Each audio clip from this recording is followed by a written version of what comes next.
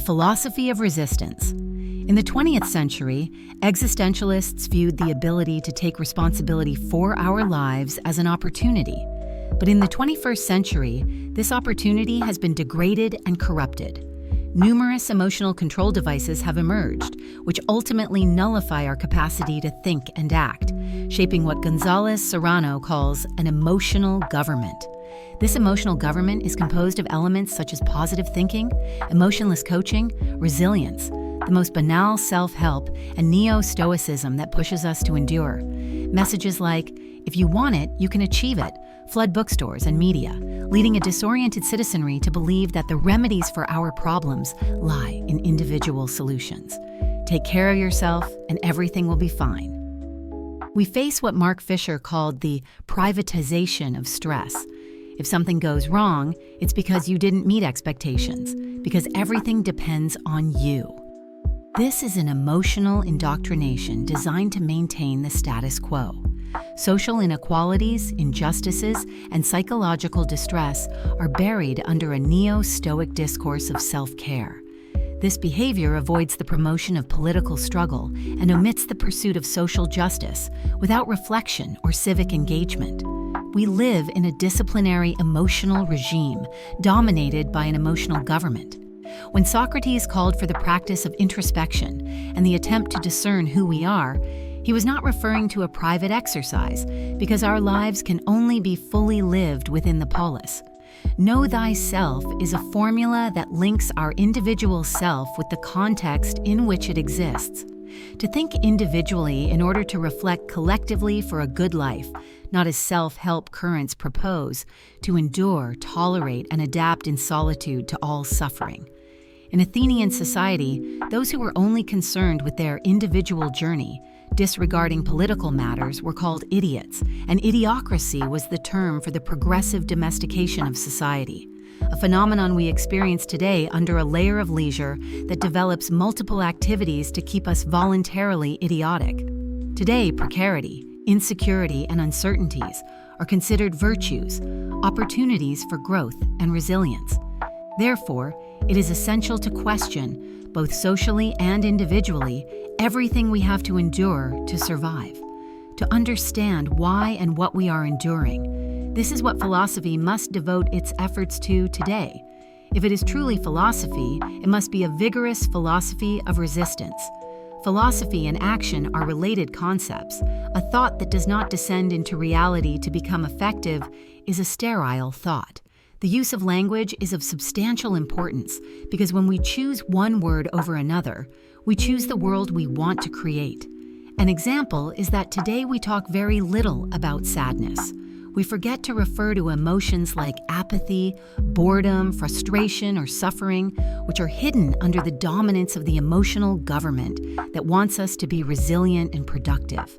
A philosophy of resistance invites us to reflect on what aspects of reality we are failing to perceive and think about. It offers us the tools to analyze and question the structures that cause us discomfort or generate inequality. And it urges us to take responsibility as individuals who are part of a community.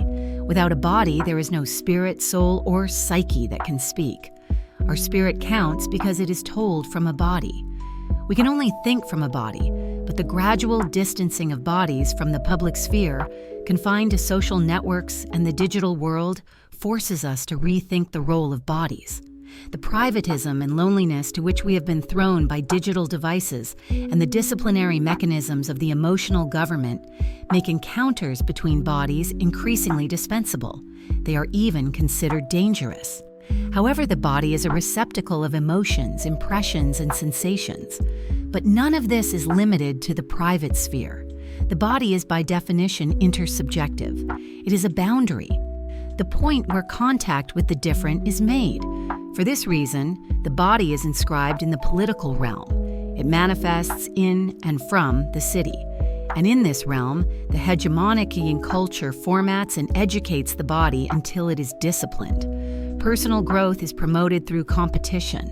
We are encouraged to approach only those who understand and sympathize with us, while divergence and disagreement are considered threats. Society is composed of emotional ghettos that promote endogamy based on emotions or political ideologies, all similar. Through the practices of the disciplinary devices of emotional governance, genuine contact with others is avoided. Focused on personal well-being, we are too preoccupied with ourselves. Without the exchange of glances, we become accustomed to the absence of the other, to the uninhabited desert of a hyper-connected world. The so-called emotional coaches and the entire management industry of personal growth imply a group of human beings who can only dedicate themselves to managing their emotions without questioning why. We feel overwhelmed by the productive hustle and the demands for efficiency and profitability, but at the same time, we are asked to control our negative emotions to maintain the facade of success at all times. Emotional management is a disciplinary device that aims to imprison our lives. And when everything seems to be going wrong, turn to a coach to redirect our lost emotions towards well-being and personal development. It is a disciplinary device that suppresses all autonomous impulses through emotional tricks such as self-help, coaching, mindfulness, conscious breathing, feng shui, logotherapy, or neo-Stoicism, which embellish tension, quiet all dissent, and require us to manage anguish and stress with the best smile. Any intellectual exercise of resistance that seeks autonomous thinking is labeled as dissident or anti-system, and those who dare to think independently are considered pariahs or misfits. Dissidents try to re-signify freedom, not as a psychological tool to adapt to what is given, but as an intellectually active quality with which to dissent, resist, and counteract the disciplinary machinery of current culture. Meanwhile, growth becomes the non-negotiable goal of every society, instilling the idea that greater economic growth will translate into greater well-being. And this demand for economic growth takes precedence over human needs, generating a desperation that translates into sadness and desolation, emotions for which we are held responsible, leaving us feeling increasingly alone, increasingly sad, increasingly isolated, while the indices celebrate economic growth. The need to generate resilience in the face of stressors is repeated ad nauseum. Resilience becomes a capacity to make us more profitable. They ask us for resilience, but we need resistance. They ask for resilience, optimism, and productivity, all aspects functional to the economic system. They ask for acceptance, which is asking for resignation and intellectual docility. Efficiency, profitability, and productivity colonize our bodies as we adapt to the culture of performance. We must be alert and ready at any time and under any circumstances to respond to the demands of the productive system. Margaret Thatcher's prophetic words have come true. The heart of society has integrated into the economic model. The culture of the hyper-stimulation, hyperactivity, hyperspeed catches up with us, and mobile devices create a permanent dynamic of connection that becomes indispensable, constructing a screening of our lives. Hyperactivity leads to less awareness of what is done and why it is done, while sleep becomes a meaningless activity in a world dominated by insomnia. González Serrano calls the psi culture the one that pathologizes any discomfort, preventing us from questioning the genuine social, economic, and cultural roots of certain contemporary ailments, such as eating disorders driven by the idealization of certain hegemonic physical standards. Stress invades our way of living and oppresses our bodies. We don't need chains. Diets, Instagram reels, and gym plans will suffice. Our sufferings caused by stress, by permanent pressure, by hyperstimulation, and by the feeling of isolation must be relocated through the disciplinary device of resilience, which keeps repeating that pain is an opportunity for growth and personal development and places upon us the uncomfortable obligation of having to suffer. Through disciplinary devices like resilience, the causes of suffering are not questioned. They are merely mitigated with a good face. The modern individual, subjected to the dynamics of stress, is a sedated subject, taking one step further than Marshall McLuhan's characterization of the narcotized subject, who, convinced that changing things is impossible, throws themselves into enjoying the entertainment offered by the screen. However, the state of the narcotized subject is reversible.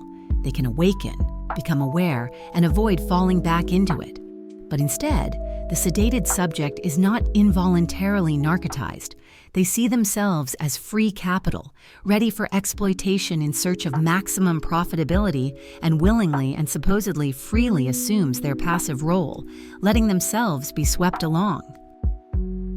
The state of sedation is often irreversible because the individual believes they are exercising their freedom, unaware that they are being externally driven by the productive machinery. The condition of the sedated subject, fostered by emotional governance, is an intellectual and emotional sedation that produces reactionary and conservative individuals, even aggressive and violent ones, who defend the premises of profitability and efficiency. Anything that threatens this universe is interpreted as an attempt to take away their living conditions, and they prefer to preserve the ills of their existence rather than lose their supposed freedom.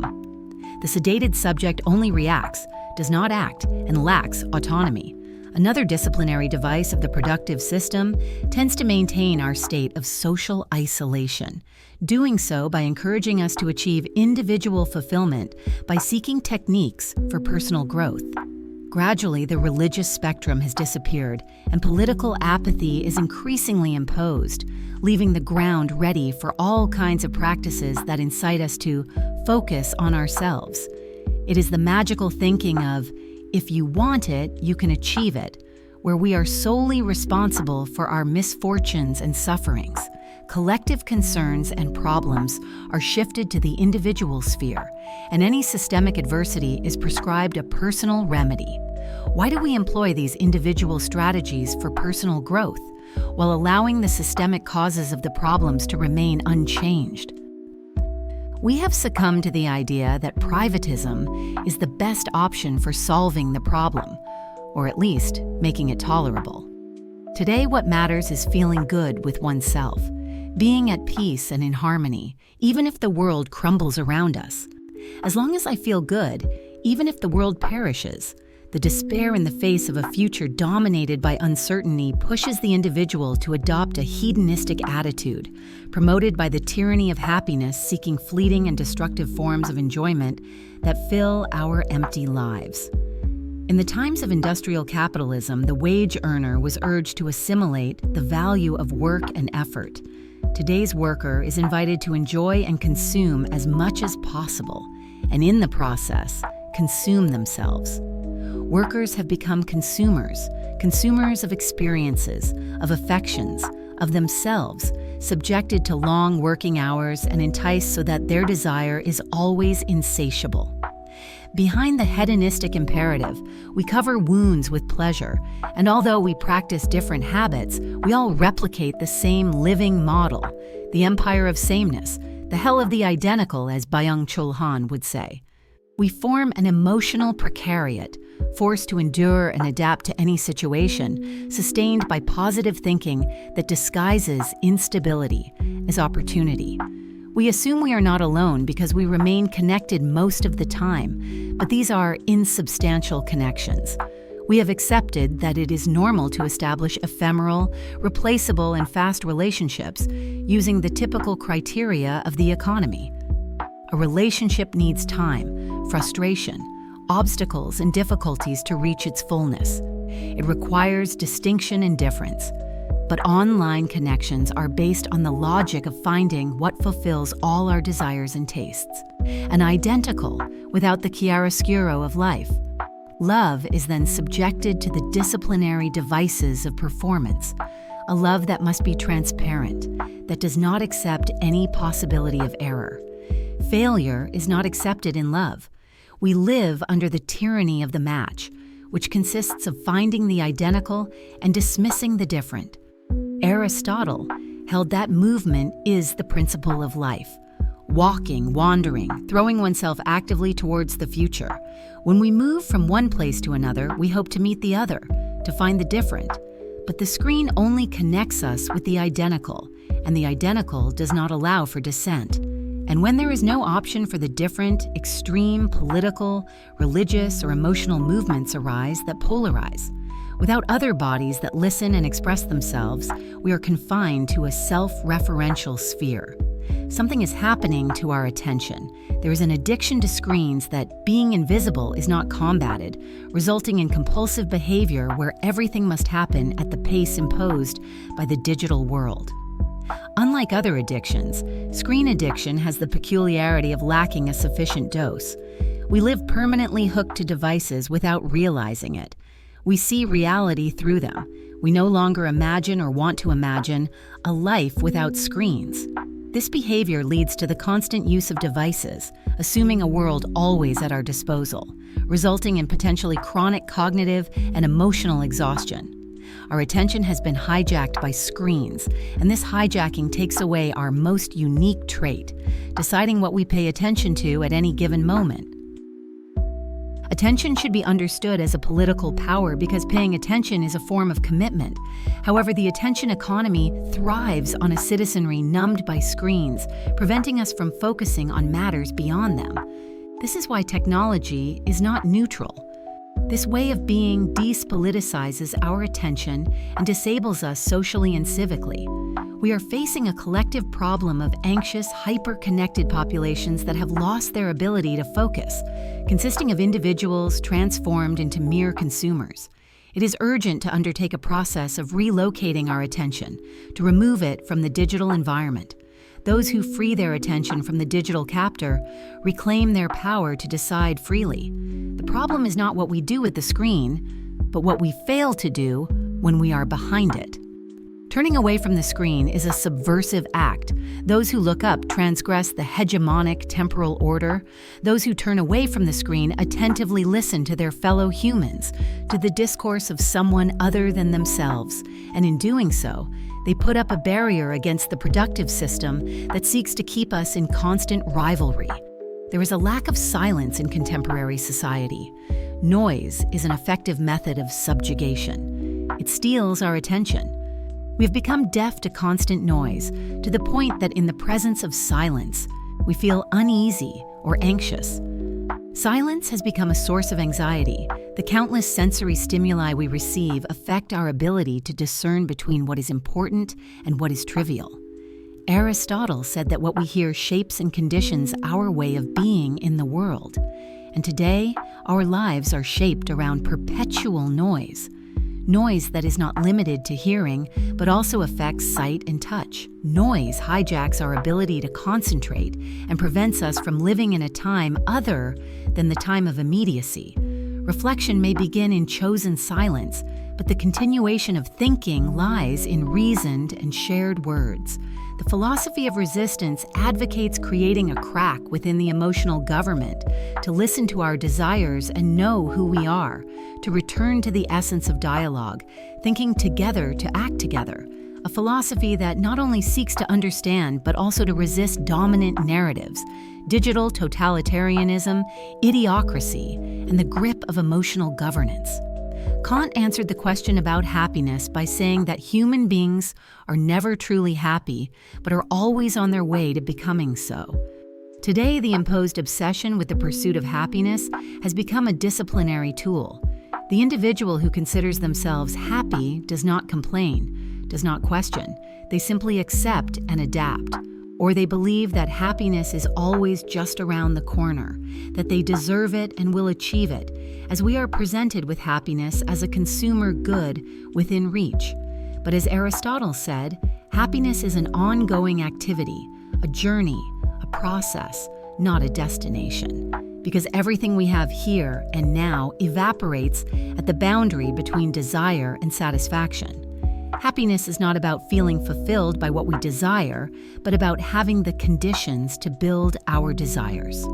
In response to the dictatorship of happiness arises a powerful and healthy pessimism that does not sink us, but pushes us to practice resistance against the onslaughts of emotional governance. Well-understood pessimism involves becoming aware of evil in all its forms and surrendering to reality in its complexity, attempting to maintain a consciousness free of deception. Pessimism is not about anticipating future misfortunes, but about confronting the materiality of present evils.